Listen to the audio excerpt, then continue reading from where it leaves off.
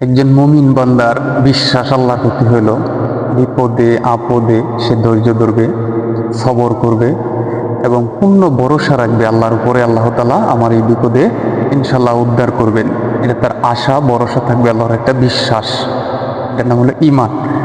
আরেকজন মুনাফিকের উদাহরণ হলো, একজন মুনাফিক অনেক উপরে একটা পাহাড় উঠছে, উঠতে উঠতে মানে ঘুরতে গেছে, অনেক উঁচু পাহাড় থেকে সে হঠাৎ করে পা পিছলে নিচের দিকে পড়া ধরছে। নিচের দিকে পড়া ধরলে ঘুরে ঘুরে ঘুরে ঘুরে পড়তেছে, তার শরীরে অনেক আঘাতপ্রাপ্ত হয়েছে।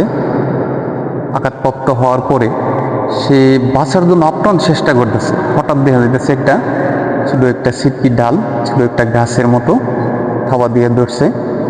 ধরার পরে সে আল্লাহরে ডাকতেছে, আল্লাহ আমার এখান থেকে বাঁচান, আল্লাহ আমারে বাঁচান, কাকুতি মিনতি করতেছে।